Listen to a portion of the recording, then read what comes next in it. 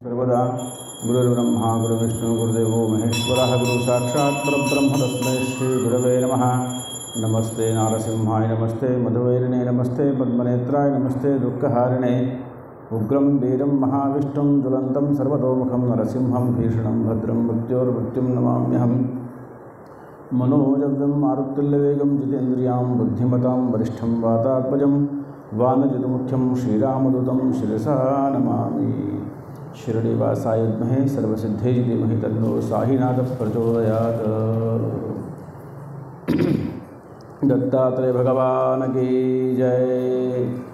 నిన్న మనం గురు చరిత్రలో భాగంగా దత్తాత్రేయ స్వాముల యొక్క ఎలా అవతారమైంది, దత్త భగవానుడు ఎలా పుట్టాడు, దాని తర్వాత రెండవ అవతారము శ్రీపాద శిబల ఎలా పుట్టారో మనం తెలుసుకున్నాం. శ్రీపాద శిబల వారు పుట్టిన తర్వాత ఆయన సన్యాస దీక్ష తీసుకొని గోకర్ణ క్షేత్రానికి వచ్చాడు. గోకర్ణ క్షేత్రంలో పూజ చేసుకుంటూ కూర్చున్నాడు. ఆ కథలో భాగంగా అనుష్ఠానంలో భాగంగా కూర్చుంటే అక్కడ కల్మషపాదుడు అంటే సూర్యవంశంలో ఉన్నటువంటి మిత్రస్థుడు అనేటువంటి రాజుకి నిన్న వశిష్ఠుల వారికి మాంసం ఇచ్చేందుకు శాపం వచ్చింది. కాబట్టి ఆ శాపం యొక్క ఒత్తిడి చేసుకోవడం కోసం ఆయన తిరుగుతూ ఈ గోకర్ణ ప్రాంతానికి వచ్చాడు. కొంచెం దూరంలో గౌతమ మహాముని యొక్క ఆశ్రమం కనబడింది. గౌతమ మహాముని ఆయన్ని చూశాడు, లోపలికి రమ్మన్నాడు. గౌతమ మహాముని కూర్చున్నాడు. గౌతమ పాదాల దగ్గర ఈ యొక్క మిత్రసహుడు కూర్చున్నాడు, అంటే కల్మషపాదుడు కూర్చున్నాడు. కూర్చొని ఆ స్వామి దిక్కు చూస్తున్నాడు, ఆ గురువు ఈయన దిక్కు చూస్తున్నాడు. గొప్ప విషయం ఏంటంటే స్వామి యొక్క కృప మన మీద పడేంత వరకు. అందుకనే మనం చెప్పుకుంటూ ఉంటాం కదా, ఈసారి నాకు గురుబలం ఉందా లేదా. మనం ఏమంటాం, గురుబలం ఉందా లేదా. గురుబలం ఉండాలి. ఒకవేళ గురువు యొక్క దృష్టి బాగుంటే అన్ని విషయాలు బాగుంటాయని మనం అనుకుంటాం. జ్యోతిష్య శాస్త్రం ప్రకారంగా శని యొక్క గ్రహం ఉంటే, దృష్టి ఉంటే మనకేదో సమస్య కీడు వస్తుందని అనుకుంటాం. కానీ గురువు యొక్క కృప కలిగింది అంటే అన్ని విషయాలు తొలగిపోతాయి. చెడు విషయాలు, మంచి విషయాలన్నీ బయటకు వస్తాయి. ఇది శాస్త్రం చెప్పిన మాట. అలాంటిది ఆ సమయము కలిసి రావాలి. భగవంతుడి దగ్గర పోవడానికి కూడా సమయం రావాలి, కలిసి రావాలి. కొందరికి బాగా వయసు అయిపోయినా భగవంతుడు దొరకడు, కొందరికి చిన్నగా ఉన్నప్పుడే భగవంతుడు దొరికిపోతాడు. కాబట్టి అలాంటి సందర్భంలో ఇంత పైశాచికంగా తిరిగిన తర్వాత ఈ కల్మషపాదుడికి ఆ గురువు గారు చూసి లోపలికి రమ్మంటే కూర్చున్నాడు. కూర్చొని, అయ్యా ఈ క్షేత్రంకి వచ్చావు, నువ్వు చాలా గొప్పవాడివి అంటున్నాడు. ఎవరు? గౌతముడు అంటున్నాడు, ఈ క్షేత్రానికి ఒక పెద్ద విశేషత ఉంది. ఎలాంటిదంటే ఒక చాలా వయసు అయిపోయినటువంటి వృద్ధురాలు కుష్ఠరోగంతో ఒక దగ్గర నిలబడి ఉందట. బాగా వినండి, ఎందుకంటే కథ వినడం వల్ల కథలో ఉన్నటువంటి మర్మం అర్థమైతే పుణ్యం వస్తుంది. దేనివల్ల పుణ్యం వస్తుందనే విషయం అర్థం చేసుకోవాలి. మనకు మనసులో, బుద్ధిలో, జ్ఞానంలో కథ ఇనికితే ఖచ్చితంగా పుణ్యం వస్తుంది. మనం గంగా స్నానం చేసినట్టుగా పుణ్యం వస్తుంది. మనం తీర్థక్షేత్రం వెళ్ళిన పుణ్యం వస్తుంది. ఆ పుణ్యాన్ని సంపాదించాలి అంటే ఇది ఒక్కటే మార్గం అని శాస్త్రం చెప్పింది. కాబట్టి చాలా జాగ్రత్తగా పురాణాన్ని వినాలి. కాబట్టి చాలా వయసు అయినటువంటి కుష్ఠిరోగి ఉన్నటువంటి వృద్ధురాలు అనారోగ్యంతో అక్కడ క్షేత్రంలో నిలబడి ఉందట. ఇదంతా గౌతముల వారు చెప్తున్నారు. ఎవరికి? కల్మషపాదుడికి చెప్తున్నాడు. ఏమని? ఈ క్షేత్ర గొప్ప విషయం గురించి చెప్తున్నాడు.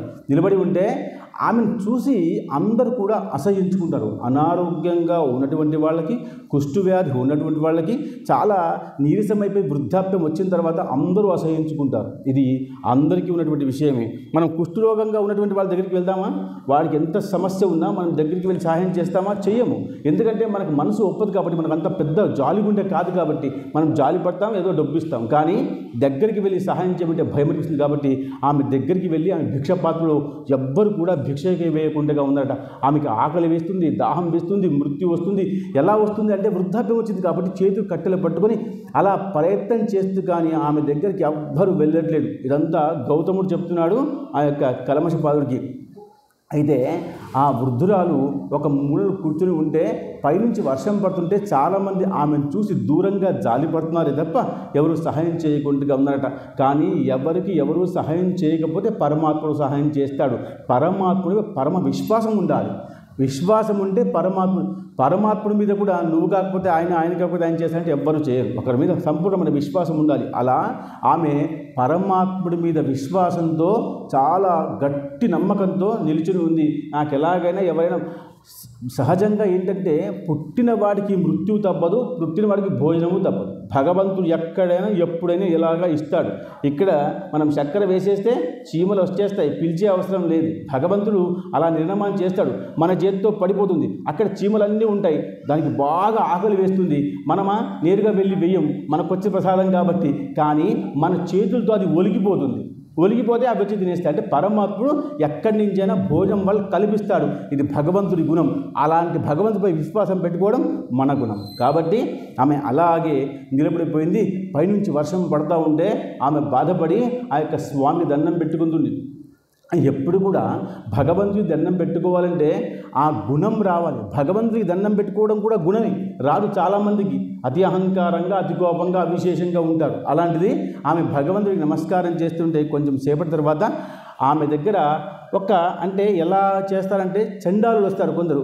వాళ్ళకి ఏంటంటే ఇలాంటి వాళ్ళు ఇంకా కొంచెం హింసిద్దాం, ఇంకా కొంచెం ఏమి ఏడవాలి, ఇంకా కొంచెం బాధపడాలి. కొందరికి గుణం ఉంటుంది. వేరే వాళ్ళు దరిద్రంతో బాధపడుతుంటే, రోగంతో బాధపడుతుంటే వీళ్ళు నవ్వి ఆనందిస్తారు, సంతోషిస్తారు. ఆమె కష్టాల్లో ఉంటే మనం చూసి ఆనందిస్తాం. అదో గుణం, మనిషికో గుణం ఉంటుంది. ఎందుకు ఆనందిస్తారో వాళ్ళకి ఏముండదు, దాని వల్ల ఉపయోగం ఉండదు. కానీ వాళ్ళు కష్టపడుతుంటే, బాధపడుతుంటే చూసి సంతోషిస్తారు.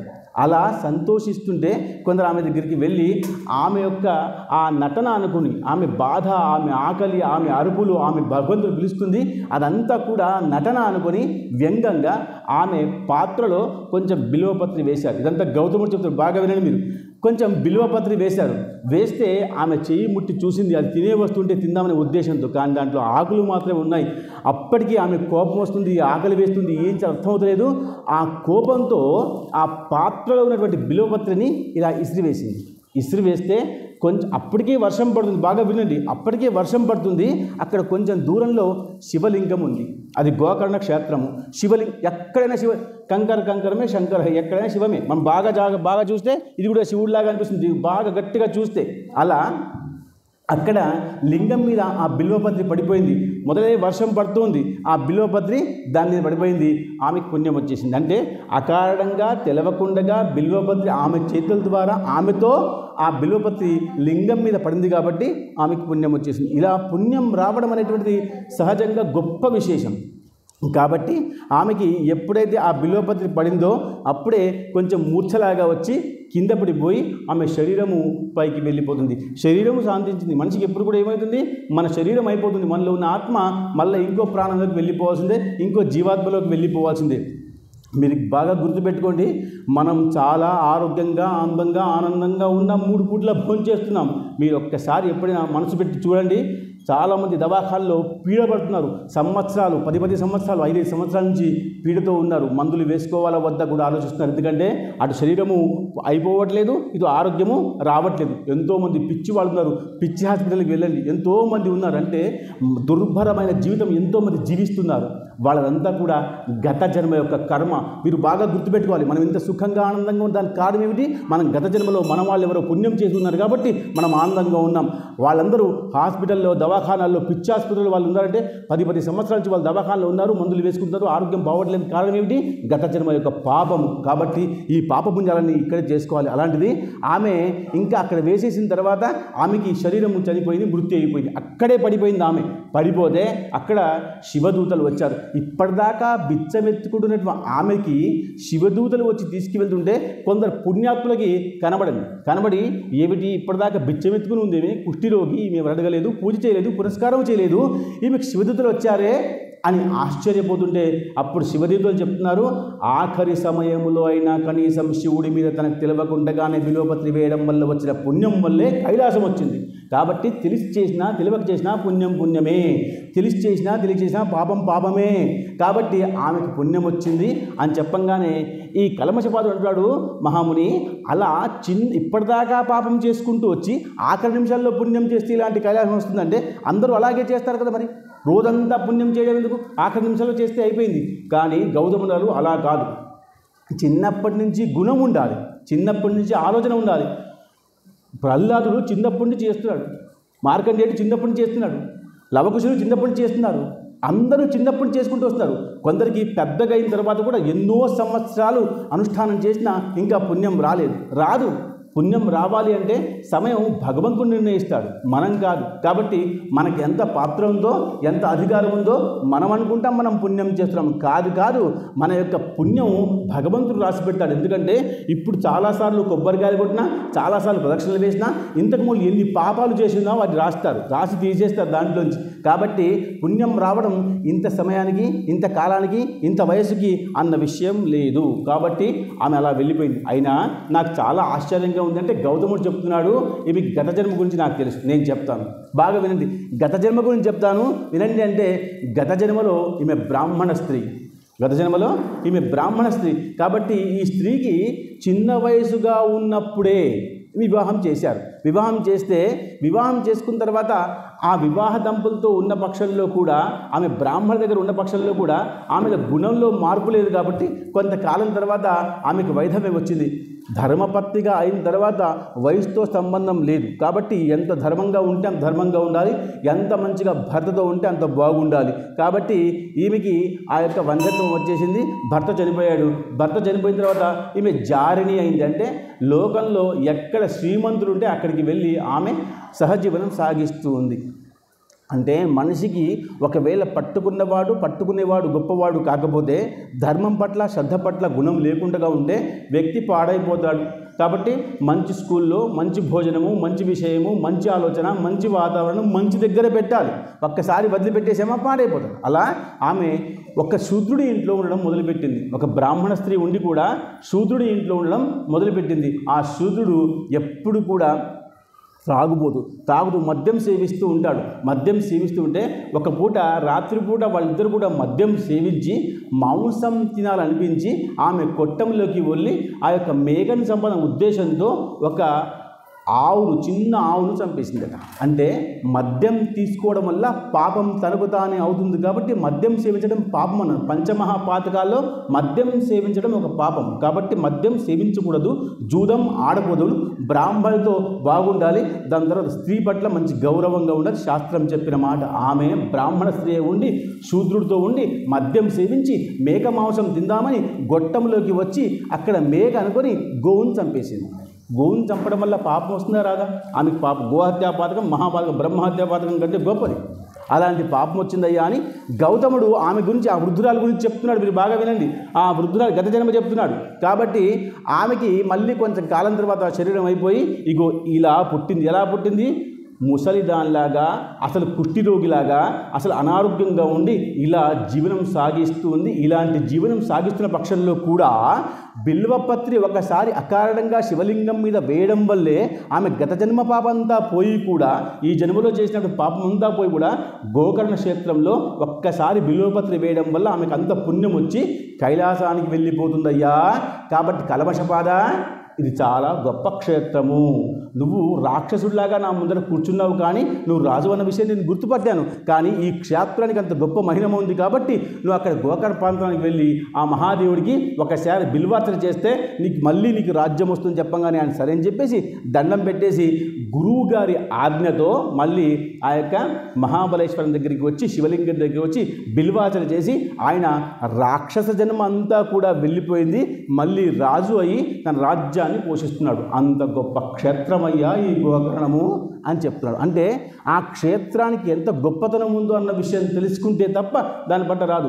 పెద్దవాళ్ళు గొప్పవాళ్ళు పోయిన, అందుకనే కురువాపురంకి స్వాముల వారు పోయిన తర్వాత, టెంబే స్వాముల వారు, వాసుదేశ్వర సతి టెంబే స్వాముల వారు పోయిన తర్వాతనే ఆ క్షేత్రానికి బలం వచ్చింది. అంటే ఇలాంటి క్షేత్రానికి అలాంటి వాళ్ళు వెళ్తేనే ఆ క్షేత్రం అర్థమైతేనే ఆ క్షేత్రంలో ఉన్న పుణ్యం అంతా మనకు వస్తుంది. మనం ఊరికే అన్ని క్షేత్రాలకు వెళ్ళి టకటక తిరిగి దండం పెట్టేసుకొని ఏసీ రూమ్లో వస్తే అసలు ఏ పుణ్యమూ రాదు.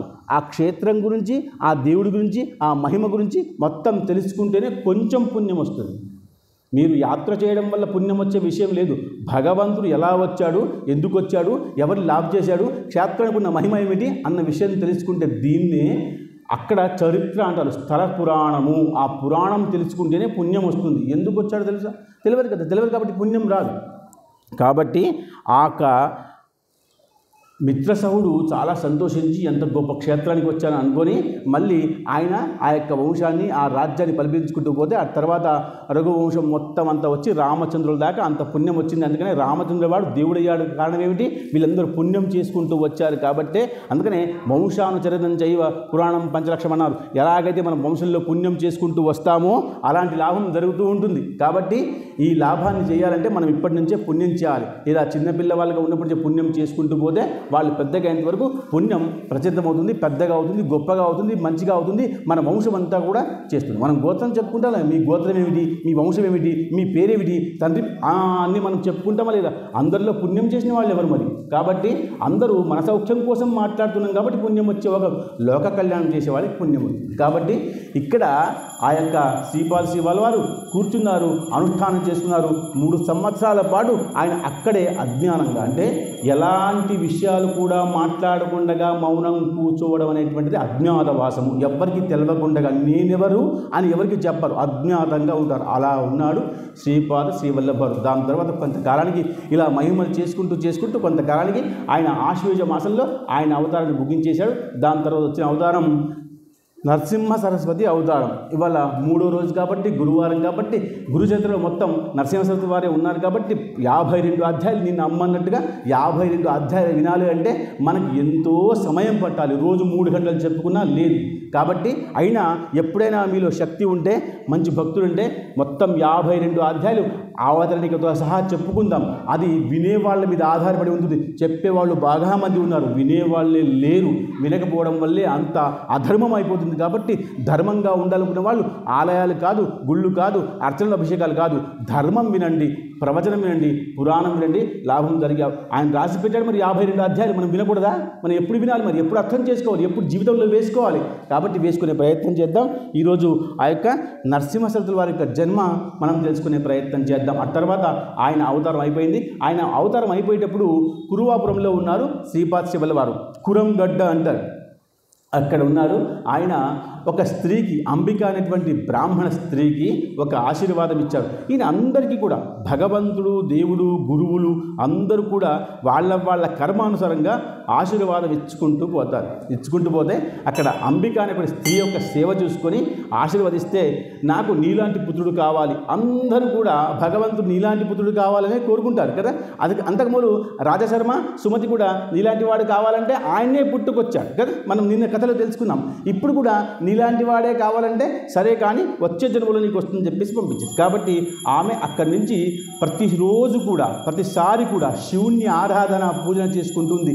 శివారాధన చాలా గొప్పది అని ఈ యొక్క పురాణంలో, దత్త పురాణంలో ఉంది. కాబట్టి ఆమె శనిత్రయోదశి నాడు ఎప్పుడు కూడా శనివారం శని ప్రదోషం పూజ చేసుకుంటూ ఆ శివుణ్ణి దగ్గర చేసుకుంది. భగవంతుడికి మనం ఎప్పుడు కూడా బాగా దగ్గరైపోవాలి. వచ్చి వెళ్ళిపోతే పట్టుకున్నట్టుగా ముట్టుకున్నట్టుగా ఉంటుంది. మన వాళ్ళు ఎప్పుడు మన దగ్గరే ఉంటారు, చుట్టాలు వచ్చిపోతుంటారు. భగవంతుడు చుట్టం కాదు, నీవాడు, నీ లోపల ఉండాలి. అందుకనే భగవంతుడు ఎక్కడ ఉన్నాడంటే మనం ఏం చెప్తాం? ఇక్కడ ఉన్నాడయ్యా అని చెప్తాం. లేదు, మీలో ఉండాలి భగవంతుడు. భగవంతుడు ఆలయంలో ఉండాల్సిన అవసరం లేదు, భగవంతుడు మీలో ఉండాలి. భగవంతుని ఆరాధన మనస్ఫూర్తిగా ఉండాలి. భగవంతుడిలో విగ్రహం చూసుకుంటే కుదరదు. విగ్రహంలో భగవంతుడు అసలే ఉండడు. మీలో ఉంటే విగ్రహంలో కొంచెం తేజస్సు వస్తుంది. కాబట్టి భగవంతుని పట్టుకునే ప్రయత్నం చేయాలి. ఆమె కొంతకాలం ఆ శివుణ్ణి పూజ చేసిన తర్వాత మృత్యు వచ్చింది. దాని తర్వాత ఆమె కరంజపురంలో పుట్టింది. కరంజపురంలో బ్రాహ్మణ స్త్రీగా పుట్టింది. ఆమెకి ఆ గత జన్మ అంత జ్ఞాపకం వస్తుంది. చాలామందికి గత జన్మ యొక్క పూర్వ పుణ్యం వలనే లాభము, నష్టము, ఆరోగ్యము, అనారోగ్యము, శ్రీమంతము, డబ్బు అన్నీ కూడా వస్తాయి. గత జన్మలో మనం ఏం చేసుకుంటూ ఉంటామో అవే ఈ జన్మలో వస్తాయి. గత జన్మలో మనం ఎలా ఉంటామో అవన్నీ ఇక్కడికి వస్తాయి. కాబట్టి మనం ఈ జన్మ కాకపోయినా మనకి ఈ జన్మ అర్థమవుతుంది కదా. ఈ జన్మలో మనం బాగుండే ప్రయత్నం చేయాలి. నేను చెప్పాను కదా, కప్పలు, బల్లులు, కుక్కలు ఈ ప్రాంతాల్లో ఉన్నాయంటే పుణ్యం సంపాదించుకుంటూనే అర్థం కదా. ఎక్కడో అడవుల్లో ఉండొచ్చు, పొలాల్లో ఉండొచ్చు, చేల్లో ఎక్కడైనా ఉండొచ్చు. కానీ ఈ భాగంలోనే ఉంటూ ఉన్నాయి. ఎంత కొట్టినా కుక్కలు వెళ్ళిపోవు, ఎంత కొట్టినా కుక్కలు వెళ్ళిపోవు. అంటే దానికి కారణం ఏమిటి? ఇక్కడ ఈ ఆలయంతో, స్వామి సాయిబాబాతో ఏదో సంబంధం ఉందని అర్థం. కాబట్టి అలాంటి సంబంధాన్ని మనం ఇప్పటి నుంచి మనం తెలుసుకోవాలి.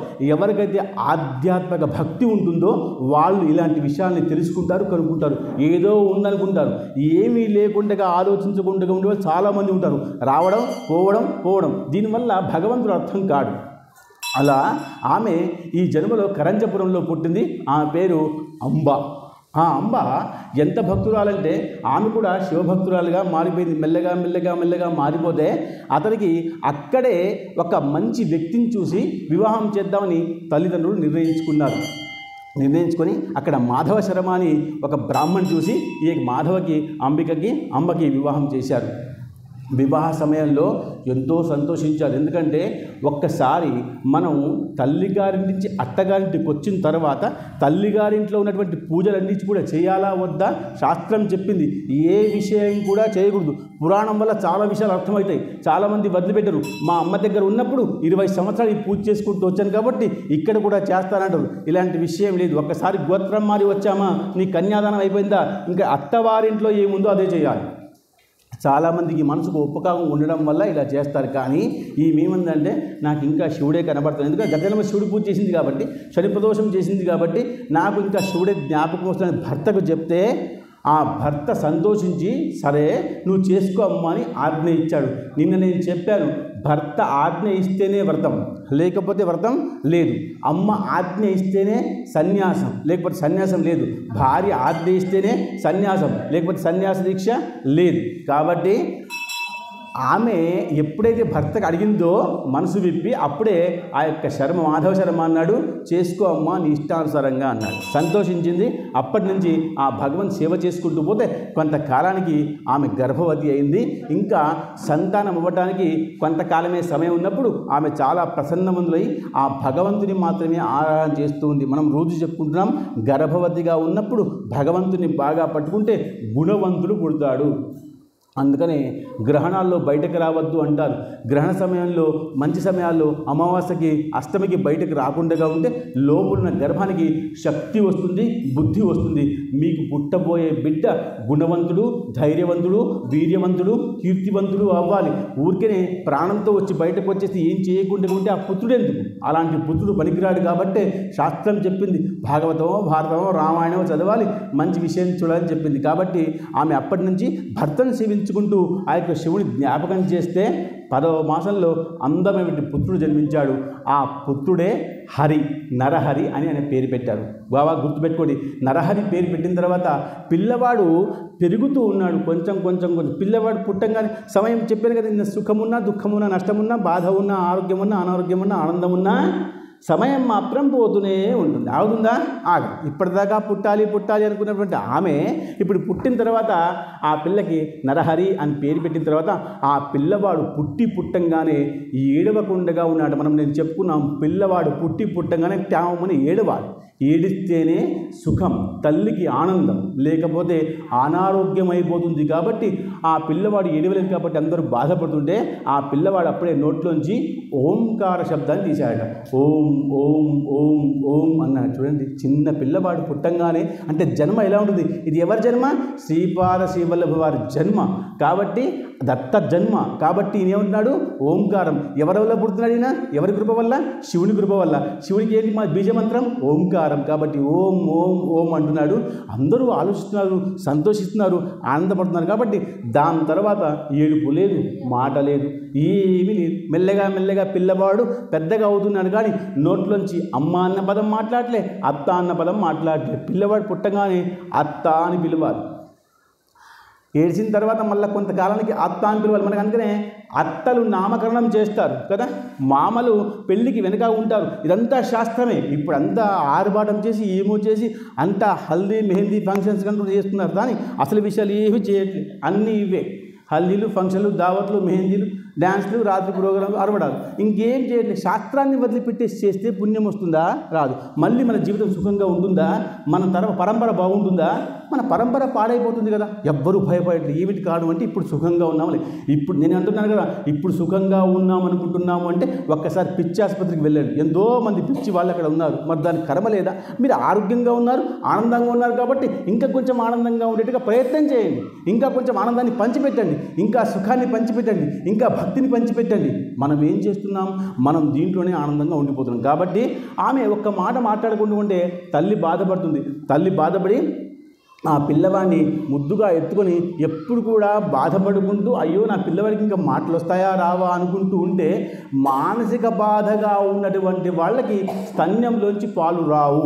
బాగా గుర్తుపెట్టుకోండి, మానసికంగా సమస్య ఉన్న వాళ్ళకి స్తన్యంలోంచి పాలు రావు. కాబట్టి ఆ తల్లి పాలు కూడా ఇవ్వకుండా ఆ పిల్లవాడికి బాధల్లోనే ఉండిపోతే అయ్యా ఎలా సమస్య వచ్చింది, ఎంతో కాలానికి శివుడికి ఆరాధన చేస్తే నాకు ఈ పిల్లవాడు పుట్టాడు, వీడు పాలు ఇవ్వలేకపోతున్నానని నేను వాడికి మాటలు రావట్లేదని మనసు పూర్తిగా బాధపడుతుంటే ఆ బాధను విన్నటువంటి ఆ యొక్క నరహరి ఆ పిల్లవాడు తల్లి బాధను చూసి కొంచెం మెల్లగా వచ్చి ఆ యొక్క పడుకున్నటువంటి తొడల్లోంచి మెల్లగా స్తన్యాన్ని ముట్టుకున్నాడు. అంటే స్తన్యం ముట్టుకోవడం ఎలా ఉంటుంది, ఒక పిల్లవాడు ఇక్కడ పాలు తాగుంటే ఇక్కడ స్తన్యాన్ని ముట్టుకుంటాడు. పిల్లవాళ్ళకి అలవాటు ఉంటుంది, పట్టుకోగానే బాధపడుతుంది. కాబట్టి ఆ స్తన్యంలోంచి పలపలని సముద్రంలాగా పాలు వస్తున్నాయట. ఈ విషయం గమని తల్లి ఎంతో ఆనందించి అయ్యో నా పిల్లవాడు చెయ్యి పట్టుకుంటేనే ఇంత ఉంటే వాడి చేతిలో ఏదో శక్తి ఉంది, వాడి చేతిలో ఏదో విషయం ఉంది, వీడిలో ఏదో మంచి గుణం ఉందని బాగా సంతోషించింది. కానీ పాలు ఇవ్వడం మొదలైపోయింది. ఒక్కసారి స్తన్యం నుంచి పాలు వచ్చినాయి అంటే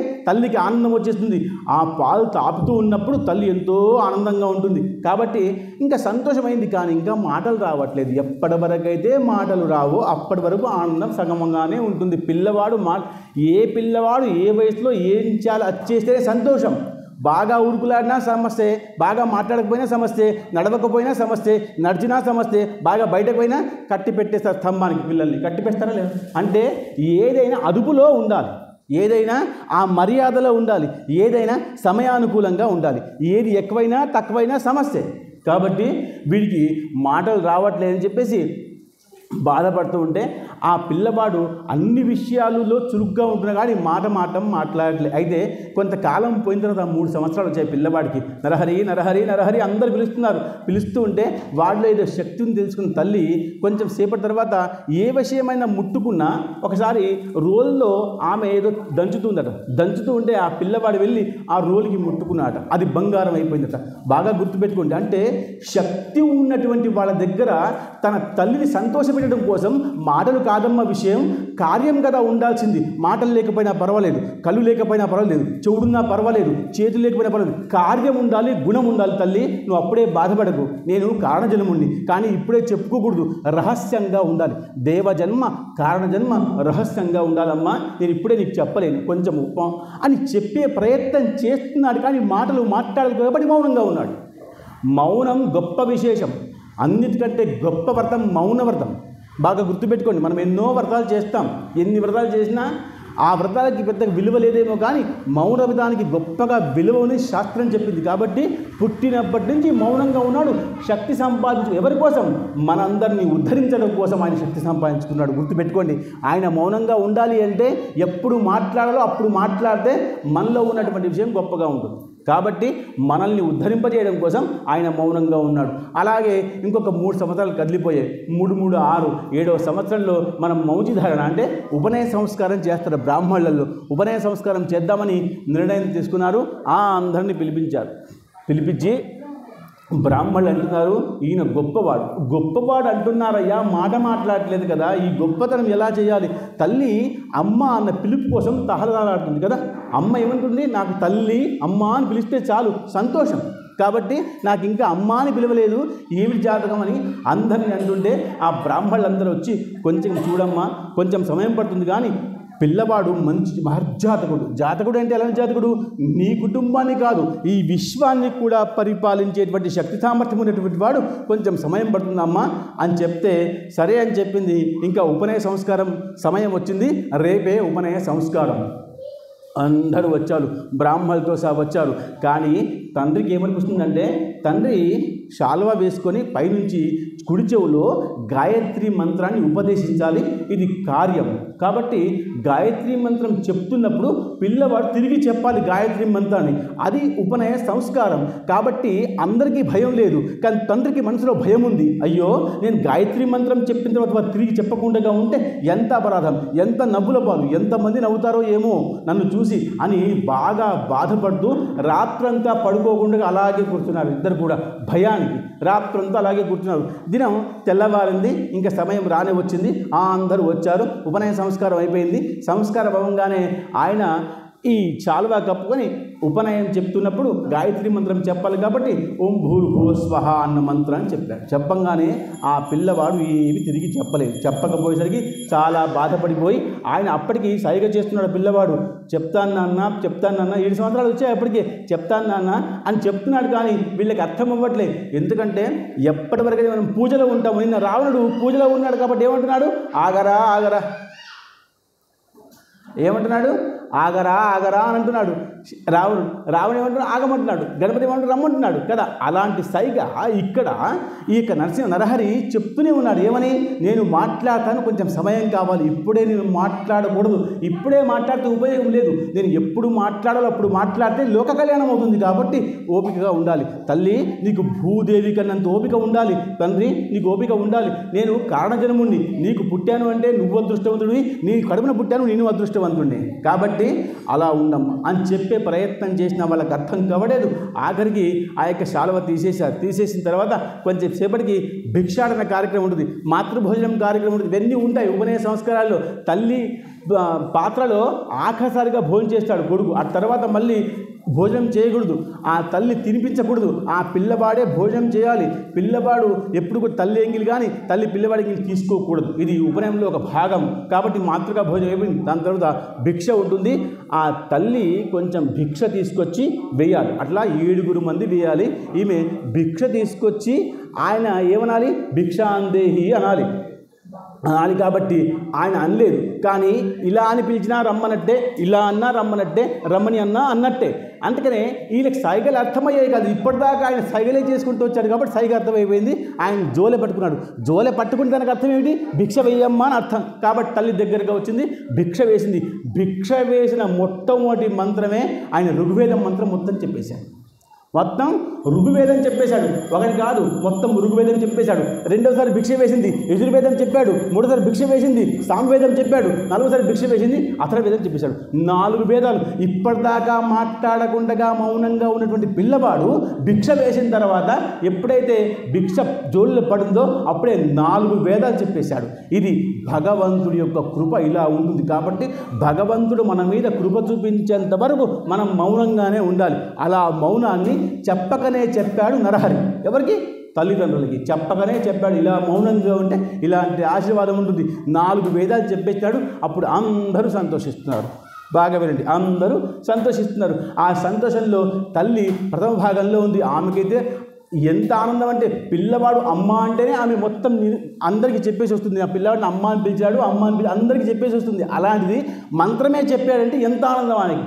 కాబట్టి ఆ అందరికి పిలిపించి ఎంతైతే దక్షిణ ఇవ్వాలో బ్రాహ్మణులకి అంతకంటే రెట్టింపు దక్షిణ ఇచ్చి, భోజనాలు ఇచ్చి, వస్త్రాలు ఇచ్చి, దండం పెట్టి, మీ ఆశీర్వాదం వల్ల నా కొడుకు బాగా అయ్యాడు, బాగా గుర్తుపెట్టుకోండి, ఏదైనా మంచి అయితే మీ వల్ల అయిందని చెప్పాలి, నా వల్ల అనకూడదు. ప్రవచనం జరుగుతుందంటే నా వల్ల అనకూడదు, భగవంతుడి కృప వల్ల అవుతుంది అనుకోవాలి తప్ప అహంకరించకూడదు. అలాంటిది మీరందరూ బ్రాహ్మణులు వచ్చారు కాబట్టి మీ కృపాప్రసాదం వల్ల, మీ ఆశీర్వాదం వల్ల నా కొడుకు మాటలు వచ్చాయి, మాటలే కాదు వేదమంత్రం వచ్చిందని చెప్పేసి ఆ బ్రాహ్మణులకి సంతుష్టులు చేసింది. బ్రాహ్మణ తృప్తి చాలా గొప్పది, ఆవు యొక్క తృప్తి చాలా గొప్పది. కాబట్టి గోవుకి బ్రాహ్మడికి ఎప్పుడు కూడా దక్షిణ తాంబూలము భోజనం పెడుతూ ఉండాలి. మనం నిన్న కూడా చెప్పుకున్నాం, ఆవుకి ఎప్పుడు కూడా ఒక భోజనం పెట్టాలని. అలా ఆ మౌంజీ బంధనం అయిపోయిన తర్వాత ఆ పిల్లవాడు ఇంకా సుఖంగా ఉంటున్నారు, మాట్లాడుతున్నారు. కానీ మౌంజీ బంధమైన 2వ రోజే ఆ పిల్లవాడు ఏమన్నాడు, అమ్మ మాటలు వచ్చాయి కదా, అమ్మ నాకు మౌంజీ బంధనం అయిపోయింది, ఇప్పుడు నేను బ్రహ్మచారిని, ఇప్పుడు నేను బాలబ్రహ్మచారిని కాబట్టి నేను లోక కళ్యాణం కోసం పుట్టానమ్మా, కాబట్టి నేను సన్యాసం తీసుకుంటాను, వదిలిపెట్టమ్మా అన్నాను. నిన్న శ్రీపాద వారు ఇలాగే అన్నారు, ఇవ్వలా నరసింహసరస్వతి ఇలాగే అన్నారు. లోక కళ్యాణం కోసం పుట్టిన వాళ్ళందరూ కూడా లోక కళ్యాణం కోసం వెళ్ళిపోతూనే ఉంటారు. వీళ్ళు తల్లి తండ్రి ప్రేమల్లో బంధీకృతులై ఉండరు. ఎవరికైతే లోక కళ్యాణం ఉంటుందో వాళ్ళకి. చాలామంది గొప్ప వాళ్ళు పనిచేస్తున్నారు, వాళ్ళకి భార్యా పిల్లలతో పని కొందరు ఇంట్లోనే ఉంటారు, భార్య పిల్లలు అంతే. కొందరు లోక కళ్యాణం చేస్తారు, ఎవ్వరిని కూడా చేసుకోకుండా లోక కళ్యాణం కోసం వెళ్ళిపోతారు. సన్యాసులు, ఋషులు, మునులు, సంతులు, పెద్ద వాళ్ళు, గొప్ప వాళ్ళు, భక్త తుకారం దగ్గర నుంచి జ్ఞానేశ్వర సాయిబాబా వరకు అందరూ కూడా లోక కళ్యాణం కోసమే ఉన్నారు కదా. వీళ్ళు తల్లి తండ్రి భార్య బిడ్డల్లో ఉండరు, వీళ్ళు లోకమే తన సంతానం అనుకుంటుంది. ఈ అంతా కూడా నా సంతానమే అనుకుంటుంది కదా. కాబట్టి ఆయన సన్యాసం ఏమంటే అప్పుడంది, ఇప్పటిదాకా నువ్వు మాట్లాడలేదురా, ఇప్పటిదాకా నువ్వు మాట్లాడలేదు, ఇప్పుడే నాకు కొంచెం ఆనందం అనిపించింది, ఇప్పుడే వెళ్ళిపోతా అంటే ఎట్లా? కొంచెం ఉండరా? నాకు పుత్ర వాత్సల్యం వద్దా? పుత్ర సంతానం వద్దా? పుత్రుని యొక్క ప్రేమ వద్దా? నాకు ఏమీ వద్దా? ఎలా వెళ్ళిపోతావురా? నీకు ఎలా ధర్మం అనిపిస్తుంది అది? సరే, నువ్వు గొప్ప గొప్ప విషయాలు మాట్లాడుతున్నావు, వేదమంత్రం చెప్పావు, మళ్ళీ తల్లి ప్రేమ కాదా? నేను 9 మాసాలు మోసానే, నన్ను సంతోషపెట్టడం నీ ధర్మం కాదా అని ప్రశ్న వేస్తుంది. తల్లికి కోపం వచ్చినప్పుడు, ఆవేదన వచ్చినప్పుడు ధర్మశాస్త్రం అన్నీ వస్తాయి బయటకి. ఎప్పుడు వస్తుంది? ఎప్పుడైతే కడుపు నొప్పిగా ఉంటుందో అప్పుడు ధర్మశాస్త్రం అంతా బయటకు వస్తుంది. ఆయన గురువుకే చెప్తుంది ఏమని, తల్లి యొక్క ప్రేమ కాదా, నన్ను వదిలిపెట్టడం ధర్మమా అని అడిగేసరికి అప్పుడు పిల్లవాడు ఏం మాట్లాడకపోయి, నిజంగానే ఇప్పటిదాకా నేను మాట్లాడలేదు, ఇప్పుడే మాట్లాడుతున్నానని చెప్పేసి కొంచెం మౌనంగా ఉన్నాడు. ఏం కావాలమ్మా చెప్పు అన్నాడు. బాగా వినండి, ఏం కావాలమ్మా చెప్పు అన్నాడు. ఏమొద్దు, నాకు మళ్ళీ సంతానం అయ్యేంత వరకు నువ్వు ఇక్కడే ఉండాలి. ఇది బాగు కదా, మళ్ళీ సంతానం అవ్వాలి, అప్పటిదాకా పిల్లవాడు నా దగ్గరే ఉంటాడు. దీంట్లో స్వార్థం దాగి ఉంది సరే, కానీ మాతృత్వం దాగి ఉంది సరే. అవునా? మాతృత్వం అన్న విషయం కూడా ఉంది కదా. సరే, కొడుకు లోక కళ్యాణం చేస్తున్నాడు, మరి తల్లి కళ్యాణం చేయకుండా లోక కళ్యాణం చేస్తే ఎట్లా అని సరే అయిన తర్వాత అలా ఇలా ఆ పిల్లవాడు వేదమంత్రం చెప్పుకుంటూ అక్కడ వాళ్ళందరూ కూడా శిష్యులుగా తయారు చేసుకుంటూ మంచి విషయాలు, మంచి ఆటలు, మంచి విషయాలు చేసుకుంటూ ఉన్నాడు. కాలం కలిగిపోయింది. 10 మాసాలు అయ్యాయి. మళ్ళీ తల్లి గర్భవతి అయింది. గర్భవతిలో అయ్యంగానే 10 మాసాల తర్వాత 2 పిల్లవాళ్ళు పుట్టారు. కవలలు పుట్టారు. కవలలు పుడితే ఆ కవలలు పుట్టిన తర్వాత పెద్దవాడు పుట్టి పెద్దవాడే ఇంకా వాకిట్లో ఆడుకుంటున్నాడు అంటే వాడి మీద ప్రేమ తగ్గి ఎవరైతే ఒళ్ళో ఉన్నాడో వాడి మీద ప్రేమ పెరుగుతుంది. తల్లికి ఎక్కడ పెరుగుతుంది? ఒళ్ళో ఉన్న పిల్లవాడి మీద ప్రేమ పెరుగుతుంది. వాకిట్లో ఆడుకున్న పిల్లవాడి మీద ప్రేమ తగ్గుతుంది. తీసుకోరా, చెంబు కావాలి, నీళ్ళు కావాలా, తీసుకోరా, అక్కడే ఉన్నాయి, బ్రెయిన్ కావాలా, అక్కడే తీసుకోరా, ఏం కావాలి అక్కడ తీసుకోరా. పిల్లవాడికి మాత్రం దగ్గర తెచ్చింది. ఎందుకు? చిన్న పిల్లవాడు కాబట్టి ప్రేమ ఇక్కడ ఉంది, ప్రేమ అక్కడ తగ్గిపోయింది. ఇంకా వీడు అనుకున్నాడు, నరహరి అనుకున్నాడు, దగ్గరకు వచ్చాడు, అమ్మ ఇంకా నా పని నేను చేసుకుంటున్నాను కదా, నువ్వు నాకు ఏం పని చేసి పెట్టట్లే, నా నీళ్ళు నేను తీసుకుంటాను, నా అన్నం నేను తీసుకుంటున్నాను, నా భిక్ష నేను చేసుకుంటున్నాను, మరి ఇంకా నాకు ఆజ్ఞ ఇవ్వమ్మ, నీకు కూడా సంతానం కాగానే పంపిస్తా అన్నావు కదా, నీకు సంతానం అని 2 పుట్టారు కాబట్టి నాకు ఆజ్ఞ ఇవ్వమ్మ అని చెప్పగానే అప్పుడు నిశ్చేష్టురాలైతే ఇంకేం మాట్లాడలేకపోయింది. ఎందుకు? ఏదైతే మాట ఇచ్చిందో ఆ మాట జరిగిపోయింది కాబట్టి. ఇంకా 2 పిల్లవాళ్ళు పుట్టారు, ఇంకా వెళ్ళిపోతానన్నాడు. అప్పుడు తల్లి దగ్గరికి వచ్చి, అమ్మ నేను లోక కళ్యాణం కోసం పుట్టినవాడిని, నువ్వు ఆగమన్నావు కాబట్టి ఆగానమ్మా, కాబట్టి నీకు 2 పుట్టారు. 2 కాదు, ఇంక 2 పుడతారు, ఇంకొక అమ్మాయి పుడుతుంది, అందరూ నీ దగ్గరే ఉంటారు, కానీ నాకు మాత్రం పంపించమ్మా అని చెప్తే సరే అని చెప్పేసింది. ఎప్పుడు వెళ్తావురా అని. బాగా వినండి, ఎప్పుడు వెళ్తావురా? వీళ్ళందరూ చిన్నవాళ్ళుగా ఉన్నారు కదా, వీళ్ళందరూ పిల్లలు 2 చిన్నవాళ్ళుగా ఉన్నారు, ఇంక 2-3 పుడతారు సరే, కానీ నాకు ప్రథమ పుత్రుడివి నువ్వు, పెద్ద కొడుకు మీద ప్రేమ ఎక్కువ. ఇది శాస్త్రము చెప్పింది, ఇప్పుడు చట్టము చెప్తుంది, అన్నీ చెప్తున్నాయి. చిన్న పిల్లవాడి మీద ప్రేమ ఉంటుంది, కానీ పెద్దవాడు పుట్టినప్పటి నుంచి ఆనందం ఉంటుంది కాబట్టి వాడిని ఎంతో బాగా గుండెలో పెట్టుకుంటాం కాబట్టి ఆ పెద్ద పిల్లవాడి ప్రేమ ఉంది కాబట్టి, అయ్యా నేను నిన్ను వదిలిపెట్టి ఉండలేను, మరి వదిలిపెట్టి ఉండలేను కాబట్టి ఇంకా వదిలిపెట్టిన భయంతో అమ్మ నువ్వు ఎప్పుడు పిలిస్తే అప్పుడు వస్తాను. బాగా గుర్తుపెట్టుకోండి, నేను ఎంత సన్యాస ధర్మం తీసుకున్నా, ఎక్కడికి వెళ్ళినా, నేను లోక కళ్యాణం కోసం దేశాటన చేసినా, తీర్థాటన చేసినా, ఎక్కడున్నా కొడక నరహరి అని ఒక్కసారి పిలిస్తే నేను నీ ముందర ప్రత్యక్షమవుతాను అని ఇలా శాస్త్రంలో చెప్పిన వాళ్ళు 3. ఒకటి నరసింహ సరస్వతుల వారు, రెండవది వేదవ్యాసుల వారు, మూడవది శంకరాచార్యుల వారు. ఈ 3 కూడా తల్లికి చెప్పారు, అమ్మ నువ్వు ఎప్పుడు పిలిస్తే అప్పుడు వస్తామని చెప్పిన వాళ్ళు 3. ఈ 3 కూడా మళ్ళీ ఎప్పుడు పిలిస్తే అప్పుడు వెళ్ళారు. ఇది గొప్ప విశేషం. కాబట్టి అలాంటి విషయాన్ని మనం ఎప్పుడు గుర్తుపెట్టుకోవాలి. తల్లి కోసం పుట్టాలి కొడుకులు. అందుకనే ఈ ప్రవచనం కొడుకులు, కోడళ్ళు, కూతుర్లు అందరూ వినాలి. అందరూ వింటే అందరికీ అర్థమవుతుంది ఎవరెలా ఉండాలి. కాబట్టి ఆ యొక్క ఇంకా సన్యాస ధర్మం తీసుకున్నాడు.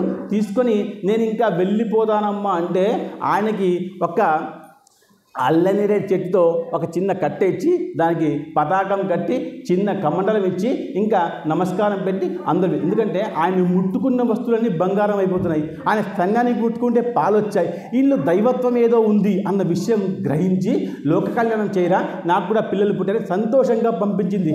అమ్మ సంతోషంగా పంపించాలి. భగవంతుడి ఆజ్ఞ ఉంటేనే భగవంతుని పట్టుకోవచ్చు కదా. భగవంతుని అందుకనే రావణ వారు వెళ్ళి ఆ కైలాసాన్ని పర్వతాన్ని పట్టుకుంటే ఆజ్ఞ లేకుండా పట్టుకున్నాడు కాబట్టి శివుడు వంచేశాడు కదా. నిన్న వంచేశాడా లేదా? పట్టుకున్నాడు. బొటన వేలుతో ఆపేస్తే రావుడు గిలగిల కొట్టుకుంటే చచ్చిపోయే బ్రాహ్మణుడు. కాబట్టి భగవంతుడి ఆజ్ఞ ఉండాలి, తల్లి యొక్క ఆజ్ఞ ఉండాలి. ఇంకా తల్లి అంది, నాకు ఇద్దరు పుట్టారు, ఇంకిద్దరు పుట్టారన్నావు, ఇంకా నీ వల్ల నాకంత సుఖమే వచ్చింది కాబట్టి ఇంకా లోక కళ్యాణం చేయమని పంపిస్తే ఆ అల్లలే చెట్టును పట్టుకొని పతాకాన్ని కట్టుకొని చేతిలో కమండలు పట్టుకొని చిన్నగా దోతి కట్టుకొని ఆయనకి 12 సంవత్సరాలు ఇంకా బయటకు వచ్చాడు. ఎలాగైతే వస్తున్నాడో అంతమందిని అప్పటిదాకా ఆయన గుణాన్ని ధర్మాన్ని చెప్పుకుంటూ వచ్చాడు. కాబట్టి ఆయన వెళ్తుంటే అక్కడ ఉన్న వాళ్ళందరూ కూడా బయటకు వచ్చి ఆయనకు నమస్కరిస్తున్నారు. అది గొప్ప విషయం. సన్యాసికి నమస్కారం పెడితే పూర్తి పుణ్యం వస్తుంది. ఆయన మొత్తం బదిలిపెట్టే ఇప్పుడే ఇంత చిన్న వయసులోనే నాకు ఇదొద్దు అదొద్దు కాదు, నాకు ఏది వద్దన్నాడు. ఏం కావాలి? ఇది కాదు ఇది కాదు కాదు, నాకు ఏది వద్దు, ఏం కావాలి? లోక కళ్యాణం, భగవత్ కళ్యాణం కావాలని అంత చిన్న వయసులో భగవత్ కళ్యాణం పట్టుకుంటే లోక కళ్యాణం జరుగుతుంది. అందుకనే ప్రహ్లాదుడు చిన్నప్పుడే పట్టుకున్నాడు. అందుకనే చిన్నప్పుడే పట్టుకుంటే గొప్ప. ఆయన వల్ల నరసింహస్వామి వచ్చాడు కదా, ఇదే మాసం వైశాఖ మాసం నరసింహస్వామి తీసుకొచ్చిన ప్రతాపం ఎవరిది? ప్రహ్లాదుడు. శివుణ్ణే కిందికి తీసుకొచ్చిన విషయం ఎవరిది? భక్త కన్నప్పది. అసలు మార్కండేయుడు దీనికి గొప్ప విషయం. చచ్చిపోతావురా అన్నవాడు శివలింగాన్ని పట్టుకుంటే శివుడే కిందికి వచ్చాడు. అంత గొప్ప విషయం ఎప్పుడు ఉంటుంది? చిన్న పిల్లవాళ్ళుగా ఉన్నప్పుడే ఉంటుంది. చిన్న పిల్లవాళ్ళుగా ఉన్నప్పుడే విద్యాభ్యాసం వస్తుందో అలాగే గురుభక్తి దైవభక్తి కూడా వస్తుంది. కాబట్టి ఆయన ఏం చేశాడు? ఇంకా ఊరు దాటి వెళ్ళి ప్రయత్నం చేస్తుంటే వెళ్ళి మొట్టమొదటిసారిగా ఆయన కాశీ ప్రాంతానికి వెళ్ళాడు. కాశీ ప్రాంతంలో అక్కడ చూడంగానే ఆయన ముఖంలో ఒక తేజస్సు ఉంటుంది. అంతే, ఎవరైనా గొప్పవాళ్ళు అనుష్ఠాన పరులు ఉంటారో వాళ్ళ ముఖంలో ఒక తేజస్సు ఉంటుంది. మనం ఎంత పౌడర్ రాసుకున్నా మనకు తేజస్సు రాదు. కానీ భగవత్ ఆరాధన చేద్దాం అనుకున్న వాళ్ళకి ఎంతైనా అసలు ఏం చేసినా చేయకపోయినా వాళ్ళలో ఒక తేజస్సు ఉంటుంది. ఆ తేజస్సు కాశీనగరంలో వెళ్ళంగానే అక్కడ ఉన్న వాళ్ళు పెద్ద వాళ్ళందరూ కూడా ఆయన దగ్గరికి వచ్చి, ఎలా ఉన్నావయ్యా, ఎక్కడి నుంచి వచ్చావయ్యా, ఎంత గొప్పవాడు అయ్యా, ఎంత తేజస్సు ఉందయ్యా ఆయనతో మాట్లాడుతుంటే ఈయనకి అప్పటికే 4 ధర్మాలు వచ్చు కాబట్టి 4 వేదాలు వచ్చు కాబట్టి ఆ వేదాలతో వాళ్ళ మనసును, వాళ్ళ బుద్ధిని, వాళ్ళ యొక్క గుణాన్ని గుంజేసుకుంటున్నాడు. అంటే ఆకర్షింపచేస్తున్నాడు. తనకు తానే తెలియకుండా ఆకర్షింపచేస్తున్నాడు. అలా ఉండి కొంతకాలం తర్వాత అక్కడ కృష్ణ సరస్వతి అనేటువంటి ఒక యతివరులు ఆయన దగ్గరకు వచ్చి, నువ్వు చాలా గొప్పవాడివయ్యా, నువ్వు లోక కళ్యాణం చేద్దాం అనుకుంటున్నావు కాబట్టి నేను నీకు సన్యాస దీక్ష ఇస్తానని చెప్పేసి సన్యాస దీక్ష ఇచ్చి ఆయనకి నరసింహ సరస్వతి అని నామకరణం చేశారు. గుర్తుపెట్టుకుని ఆయన పేరు నరహరి, ఆయన కృష్ణ సరస్వతి వారు నరసింహ సరస్వతి అని నామకరణం చేశారు.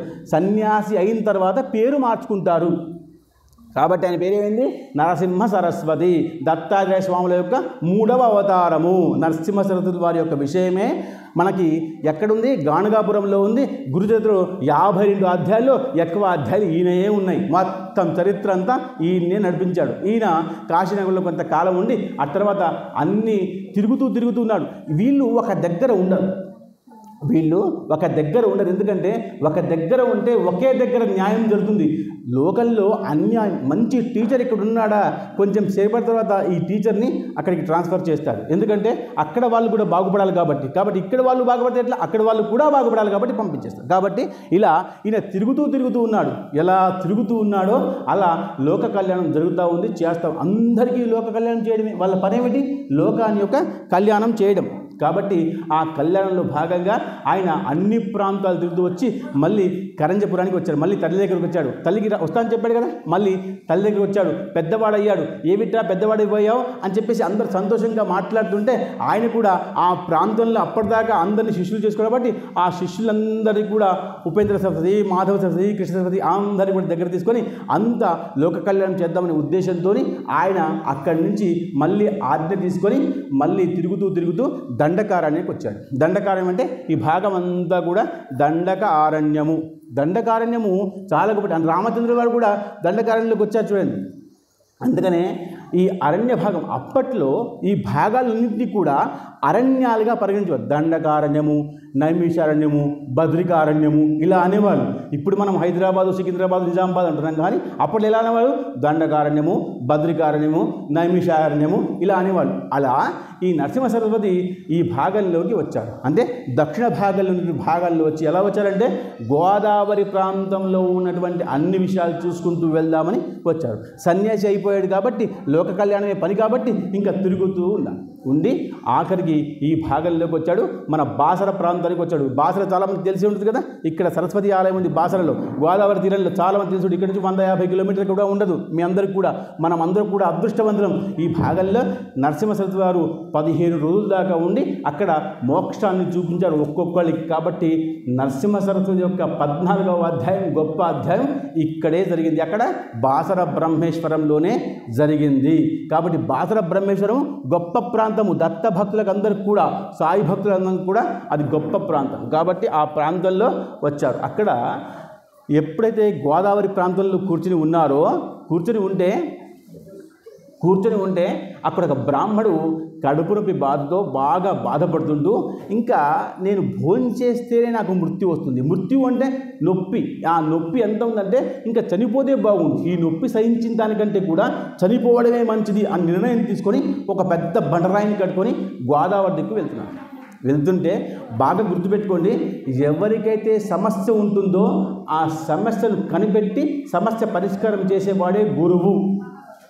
గురువు దగ్గరికి వెళ్ళి నాకు సమస్య ఉందని చెప్పడం కుదరదు. నేను చెప్పాను, దత్తాత్రేయ స్వామి దగ్గరికి వచ్చి నాకు ఇది కావాలి అది కావాలి అడగకూడదు, నాకు జ్ఞానం కావాలని అడగాలి. మనం అవునా, నిన్న చెప్పుకున్నాం, మనకు జ్ఞానం కావాలి. కానీ భగవంతుడే కృప చూపిస్తే స్వతహాగా భగవంతుడే వచ్చి నీకేం కావాలో ఇచ్చేస్తాడు. కాబట్టి గత జన్మలో బాగా పుణ్యం ఉంది కాబట్టి ఆ బ్రాహ్మణికి ఈ జన్మలో భోజనం చేస్తే కడుపు నొప్పిగా ఉంది కాబట్టి ఇంకా చచ్చిపోదాం ఉద్దేశం ఉంది. బండరాయి కట్టుకొని ఆ యొక్క అడుగు ఆ గోదావరిలోకి వెళ్ళిపోతుంటే శిష్యులు పిలిపించి, అదిగో అక్కడెక్కడో బ్రాహ్మడు ఆయన మృత్యు చెందుతున్నాడు, ఆత్మహత్య చేసుకుంటాడు, పట్టుకొని రండి అంటే పట్టుకొచ్చారు. పట్టుకొస్తే స్వామి దగ్గర కూర్చున్నాడు.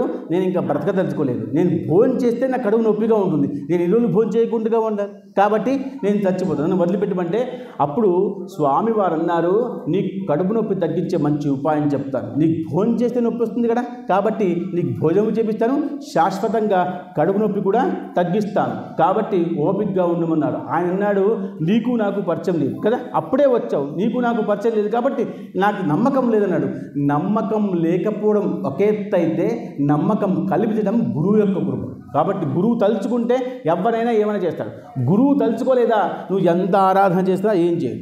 భగవంతుడే మనల్ని పట్టుకోవాలి, మనం భగవంతుని పట్టుకునే అవకాశం లేదు. మనం రోజు మాట్లాడుతున్నాం కదా, అలాంటిది ఆయన కనిపించింది. ఈ బ్రాహ్మడు బాగుపడితే ఈ బ్రాహ్మడి వల్ల ఈ ప్రాంతం అంతా బాగుపడుతుంది. ఇక్కడ ఆలయం ఉందంటే ఈ ఆలయ ప్రాంగణం అంతా బాగుపడుతుంది కదా, రోజు తీర్థము, ప్రసాదము, నైవేద్యము, హారతి, ఎంత గొప్ప విషయం.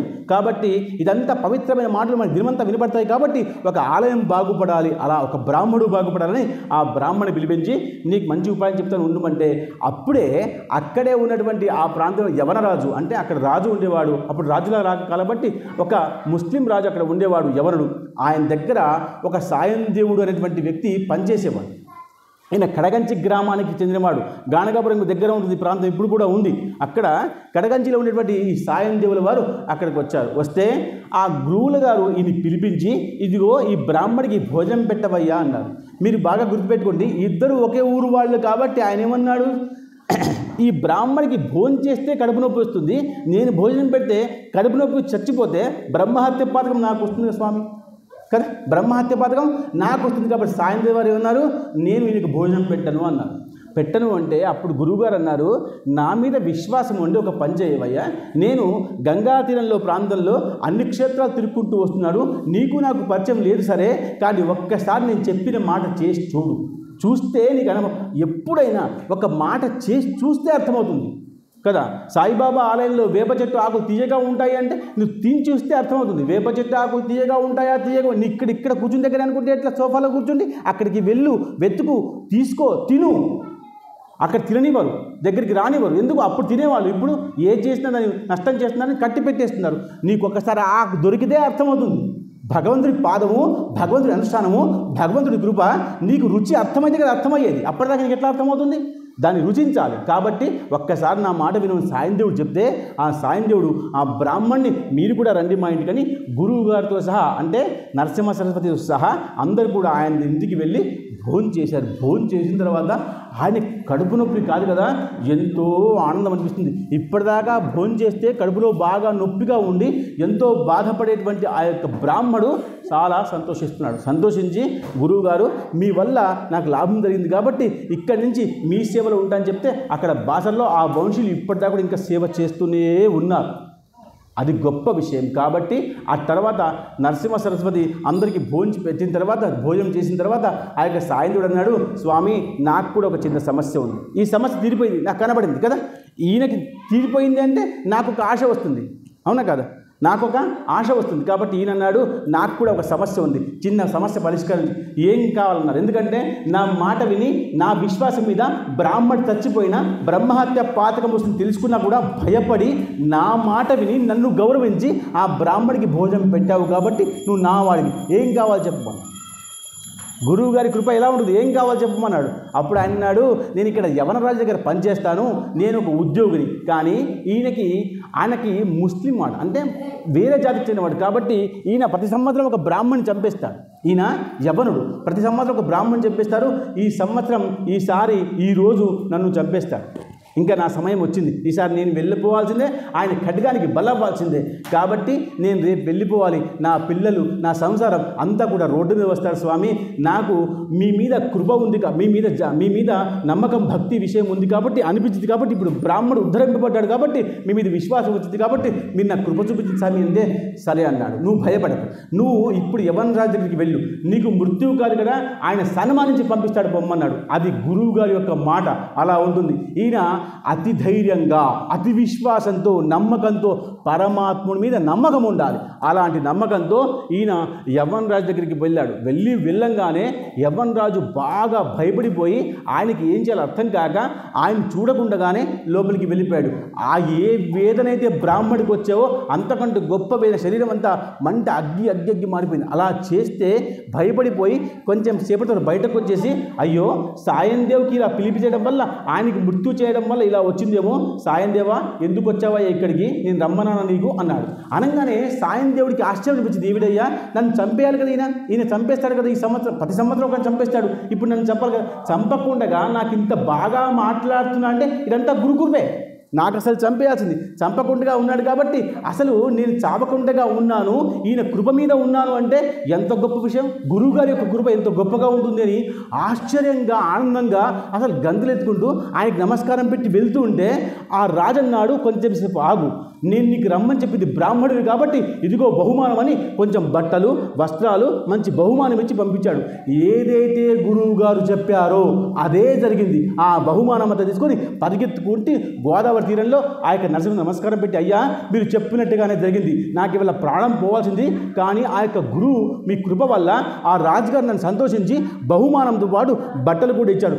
బట్టలు అంటే సత్కారం, గొప్ప విషయం కాబట్టి అలాంటి సత్కారం జరిగింది కాబట్టి పాదాభివందనం చేశాడు. అలా పాదాభివందనం చేసినటువంటి ఆ యొక్క సాయందేవుల వారి యొక్క వంశంలోనే గంగాధర సరస్వతి అనేటువంటి గొప్ప వ్యక్తి ఈ యొక్క పురాణాన్ని, దత్త పురాణాన్ని, గురుచరిత్రను రాశారు. ఇప్పుడు కూడా కడగంచిలో వాళ్ళ వంశం ఇంకా ఉంది. గంగాధర సరస్వతి లిఖితమైనటువంటి ఈ గురుచరిత్ర 52 అధ్యాయాలు. దీంట్లో ఒక్కొక్క అధ్యాయము, ఒక్కొక్క మణి, ఒక్కొక్క మాట, ఒక్కొక్క మంత్రము, ఒక్కొక్క అక్షరము బీజాక్షరమే.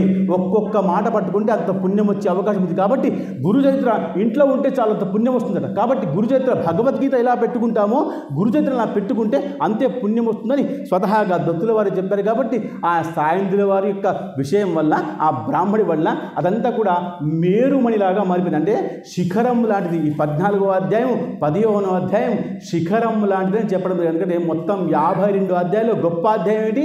14వ అధ్యాయము. ఇది శిఖరము, ఇది మేరుమణి లాంటిది. కాబట్టి ఆ అధ్యాయానికి గొప్పతనం ఉంది. కాబట్టి ఇదంతా జరిగింది ఎక్కడ?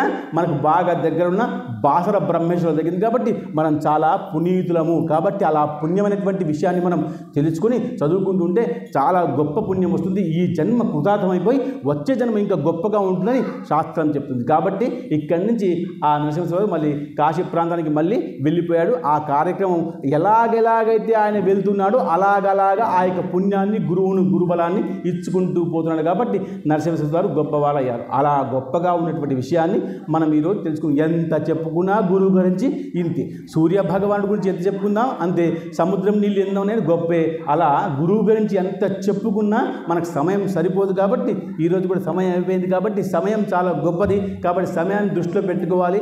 అలా అని ఈ యొక్క కార్యక్రమాన్ని ముగిస్తాం. ఈరోజు హనుమాన్ జయంతి కార్యక్రమం ఉంది.